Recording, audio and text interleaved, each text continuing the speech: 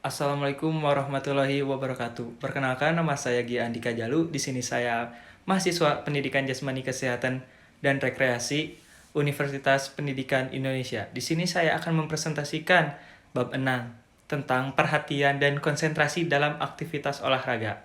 Nah, di sini apa itu konsentrasi? Nah, konsentrasi itu merupakan bagian penting dalam kehidupan sehari-hari kita. Aktivitas seseorang bisa dilakukan dengan baik jika orang tersebut memiliki kemampuan konsentrasi yang sangat tinggi. Nah, oleh karena itu, dalam kehidupan ini, berbagai aktivitas yang harus dilakukan sangatlah kompleks ataupun banyak gitu ya. Begitupun dalam aktivitas olahraga. Nah, kemampuan konsentrasi sangat membantu bagi atlet dalam menampilkan berbagai keterampilannya. Nah, terkhususnya dalam menghadapi pertandingan. Nah, konsentrasi sangat dibutuhkan, terutama pada cabang-cabang olahraga yang menuntut konsentrasi tinggi, seperti panahan, menembak, permainan catur, karena di situ dituntut untuk ketelitian, ketepatan, serta mengambil tindakan yang tepat, seperti anak panah yang harus melesat pada titik yang nilainya sangat tinggi, begitu. Nah, terus di sini ada pengertian perhatian. Perhatian adalah proses kesadaran langsung terhadap informasi atau stimulus yang diterima untuk memutuskan suatu respons. Itu menurut ahli yaitu Montemayor dan Halajilan tahun 2015. Nah, perhatian merupakan proses kunci untuk mendapatkan informasi. Nah, dalam aktivitas olahraga, sumber stimulus itu berasal dari situasi lingkungan pada saat melakukan aktivitas olahraga. Nah, stimulus yang datang biasanya berupa dari penonton, pelatih, wasit, lawan tanding, sarana dan prasarana, objek yang dimainkannya. Terus respon itu melalui alat penerima rangsang yang dominan yaitu indera visual seperti pendengaran, ada mata, diteruskan ke otak untuk diproses dan diwujudkan dalam bentuk respon gerak gitu. Terus di sini ada pengertian konsentrasi. Nah, konsentrasi adalah Konsentrasi adalah kemampuan untuk memutuskan perhatian pada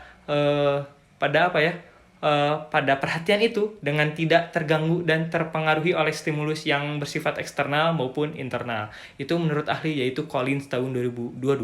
Nah, menurut Moran dan teman-teman ya, konsentrasi adalah perubahan yang konstan yang berhubungan dengan dua dimensi, yaitu dimensi keluasan dan dimensi arah. Nah, selanjutnya, menurut ahli juga, menurut Weinberg dan Gold tahun 2019, mengartikan konsentrasi itu kemampuan atlet untuk memelihara fokus perhatiannya pada lingkungan pertandingan yang sangat relevan, begitu. Di sini ada materi selanjutnya, yaitu proses perhatian dan komunikasi. Perhatian dan konsentrasi ini merupakan sebuah konsep yang perlu dipahami oleh para pelatih dan atlet itu sendiri. Kenapa? Karena sebab sangat berpengaruh terhadap penampilan atletnya. Ditegaskan juga oleh ahli yaitu Cohen 2016 bahwa perhatian dan konsentrasi ini merupakan unsur pokok untuk penampilan puncak atletnya. Nah, kedua-duanya ini merupakan serangkaian proses dan mekanisme psikologis yang mengakibatkan terjadinya respon gerak gitu. Dapat diketahui juga gitu kedudukan perhatian dan konsentrasi dalam model pemrosesan informasi atau stimulus respon ini yaitu perhatian hanya sampai pada tahap proses persepsi gitu ya, karena perhatian hanya berada dalam waktu yang sangat singkat gitu. Nah, terus di sini ada dimensi konsentrasi. Nah, konsentrasi ini meluas berkenaan dengan kondisi seseorang atlet ketika menerima berbagai kejadian sebagai rangsangan secara stimulusnya gitu ya. Dalam hal ini, atlet harus menyadari atau peka gitu ya terhadap berbagai perubahan lingkungan, latihan, atau pertandingan yang biasanya mengganggu daya konsentrasi atlet itu sendiri gitu ya. Misalkan seseorang pemain sepak bola gitu ketika akan melakukan serangan balik, nah permainan tersebut berusaha untuk melihat kondisi lapangan secara menyeluruh ya, keseluruhan gitu ya. Konsentrasi ini menyempit berkenaan dengan kondisi seseorang atlet yang hanya menerima satu atau dua rangsangan gitu. Nah, seseorang petenis juga yang hanya fokus kepada raket dan bola yang akan dipukul ketika melakukan servis, atau seseorang pelari jarak pendek yang hanya konsentrasi nih pada pemberian aba-aba start gitu. Merupakan dua contoh konsentrasi yang menyempit gitu ya.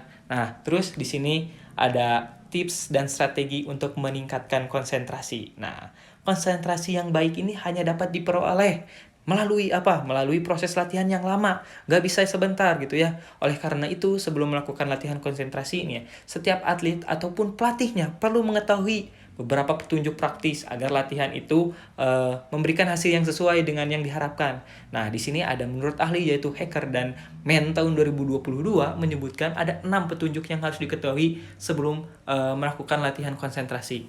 Kalau tidak salah nih ya, yang saya baca yang pertama itu jauhkan semua pikiran dari suatu yang pernah Anda lakukan ataupun pernah Anda alami. Nah, yang kedua yaitu pusatkanlah perhatian Anda pada satu tempat saja. Misalkan ketika latihan ya sudah fokuskan saja pada latihan. Nah, yang ketiga yaitu tunjukkan pusat perhatian pada satu lokasinya, hanya satu lokasi saja.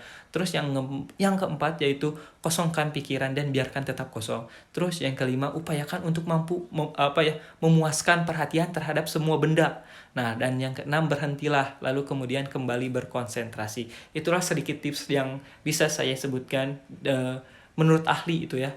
Mohon maaf bila banyak salah kata karena saya di sini masih dalam tahap belajar. Wabillahi taufiq wal hidayah. Wassalamualaikum warahmatullahi wabarakatuh.